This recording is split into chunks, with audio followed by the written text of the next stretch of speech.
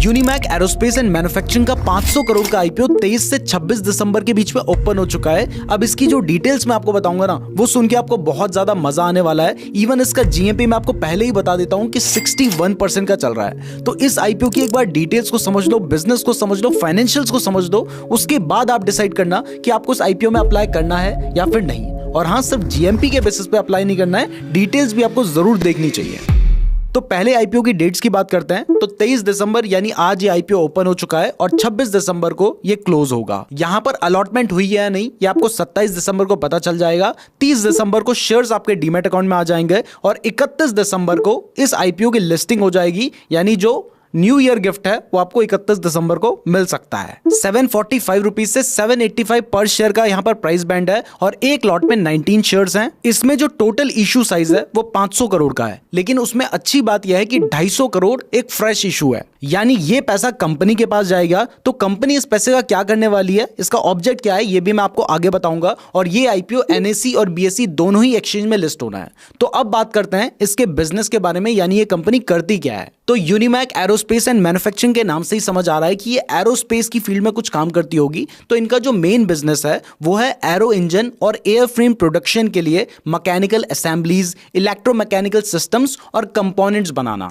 तो अगर इसके प्रोडक्ट्स की बात करें तो एरोप्लेन में लगने वाले ये सभी जो प्रोडक्ट्स होते हैं ये कंपनी मैन्युफैक्चर करती है। और आप देख सकते हैं कि ये बहुत ही इंपॉर्टेंट प्रोडक्ट्स हैं। तो आपको आईपीओ की डिटेल्स मिल चुकी हैं, कंपनी का काम समझ आ गया है। तो अब बात करते हैं कंपनी के आईपीओ लाने के पीछे के पर्पस को। तो फ्रेश इशू से जो पैसा कंपनी के पास आएगा 250 करोड़ रुपया, उससे मेनली कंपनी कुछ मशीनरी और कुछ इक्विपमेंट्स को बाय करना चाहती है। और क्योंकि एरोप्लेन बनाना ही बहुत बड़ा कॉम्प्लेक्स प्रोसेस है, तो उसकी जो मशीनरीज होती हैं वो भी बहुत महंगी होती हैं। दूसरा, कंपनी अपनी वर्किंग कैपिटल रिक्वायरमेंट को भी उस पैसे से फंड करेगी। बाकी जो ऑफर फॉर सेल वाले 250 करोड़ हैं वो तो उसके एग्जिस्टिंग इन्वेस्टर के पास जाने हैं। तो अब इसके फाइनेंशियल्स भी देख लेते हैं। लेकिन ये बताने से पहले देखिए, अगर आप अपने लिए डीमैट अकाउंट खुलवाना चाहते हैं तो जिस डीमैट अकाउंट को मैं यूज करता हूं, मैंने उसका ही लिंक डिस्क्रिप्शन पे दे रखा है, तो वहां से अपना फ्री डीमैट अकाउंट जरूर खुलवा लीजिएगा। तो पिछले 3 साल से कंपनी का जो रेवेन्यू है वो हर साल 100% से ज्यादा के रेट से बढ़ा है और मार्च 2023 से मार्च 2024 में ये 125% बढ़कर 213 करोड़ हो चुका है।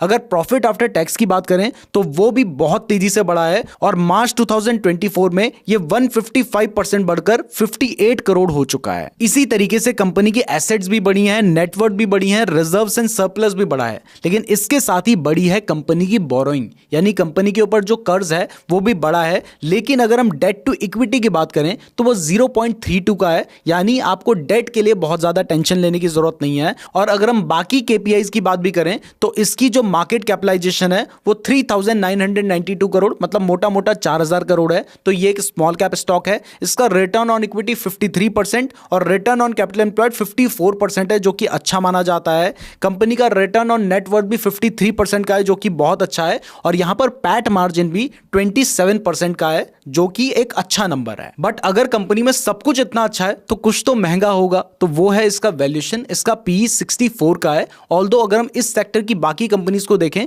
तो उन सभी का PE on the higher side है। आगे बढ़ने से पहले एक जरूरी सूचना दे देता हूं कि क्रिसमस और न्यू ईयर आने वाला है, इसलिए हमारे जो कोर्सेज हैं स्टॉक मार्केट और म्यूचुअल फंड के, इन सभी के ऊपर 50% से भी ज्यादा का डिस्काउंट स्टार्ट होने वाला है। तो इसके लिए हमारा जो नीरज जोशी ऐप है, आप उसको डाउनलोड जरूर कर लीजिएगा, लिंक डिस्क्रिप्शन पे दिया गया है। और हाँ, हमने सभी कोर्स की एक वीडियो फ्री रखी है, तो उन वीडियो को तो आप देख ही सकते हैं, तो ऐप को जरूर डाउनलोड करना। अब आते हैं मेन मुद्दे पे कि कंपनी में क्या अच्छा है, यानी उसकी स्ट्रेंथ क्या है, और क्या बुरा है, यानी रिस्क क्या है। तो पहले अच्छे यानी स्ट्रेंथ की बात कर लेते हैं। तो सबसे पहले देखिए, इस कंपनी का जो क्लाइंट बेस है उसमें बड़े बड़े ग्लोबल एयरफ्रेम और एरो इंजन ओईएम्स आते हैं। दूसरा, इनकी जो मैन्युफैक्चरिंग फैसिलिटीज हैं वो एरोस्पेस क्वालिटी मैनेजमेंट के लिए सर्टिफाइड हैं ब्रिटिश एंड यूरोपियन स्टैंडर्ड से। तीसरा, ये अपने प्रोडक्ट 7 देशों के 26 कस्टमर्स को सप्लाई करते हैं और यहां पर जो कस्टमर्स हैं वो बड़ी बड़ी एरोप्लेन बनाने वाली कंपनीज हैं। और चौथा, इनका जो रेवेन्यू है, प्रॉफिट है, वो पिछले 3 सालों से लगातार बढ़ता चला जा रहा है। अब अगर रिस्क की बात करें तो देखिए, इनका जो ज्यादातर रेवेन्यू है, इवन 99% जो रेवेन्यू है वो टॉप 10 क्लाइंट से आता है।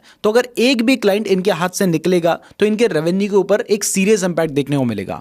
दूसरा, इनका जो ज्यादातर रेवेन्यू है वो कहां से आ रहा है, वो एरोप्लेन या एरोस्पेस सेक्टर से आ रहा है। तो अगर उस सेक्टर में कुछ नेगेटिव होता है तो उसका बहुत बड़ा इंपैक्ट इनके बिजनेस के ऊपर पड़ेगा। नेक्स्ट देखिए, ये जो कंपनी है ये एक्सपोर्ट के ऊपर बहुत ज्यादा डिपेंडेंट है और इवन इनका 92% रेवेन्यू तो सिर्फ यूएस से आ रहा है। तो अगर कभी यूएस कोई सैंक्शन लगाता है या कभी भी इस तरीके के कोई इश्यूज होते हैं तो वहां पर भी इनके बिजनेस के ऊपर सीरियस इंपैक्ट देखने को मिल सकता है। इसके अलावा कंपनी बिजनेस को करने के लिए जो रॉ मटेरियल चाहिए उसके लिए थर्ड पार्टी सप्लायर्स के ऊपर डिपेंडेंट है और उन सप्लायर्स के साथ इस कंपनी का कोई भी लॉन्ग टर्म एग्रीमेंट नहीं है या फिर कोई एक्सक्लूसिव एग्रीमेंट नहीं है। तो अगर कोई भी सप्लाई चेन में डिसरप्शन आता है तब भी इनके बिजनेस के ऊपर एक सीरियस इंपैक्ट देखने को मिल सकता है। बाकी ये जो भी रिस्क मैंने आपको बताए हैं ये ज्यादातर रिस्क इस टाइप के बिजनेस में होते ही हैं। और जीएमपी तो मैं आपको शुरू में ही बता चुका हूं कि 61% चल रहा है। तो अब आप खुद डिसाइड कर सकते हैं कि आपको इस आईपीओ में अप्लाई करना है या फिर नहीं, क्योंकि ये वीडियो तो सिर्फ एजुकेशनल पर्पसेस के लिए है। फ्री डीमैट अकाउंट और हमारे टेलीग्राम चैनल का लिंक डिस्क्रिप्शन पे दिया गया है। चैनल को सब्सक्राइब भी जरूर कर लीजिएगा। धन्यवाद।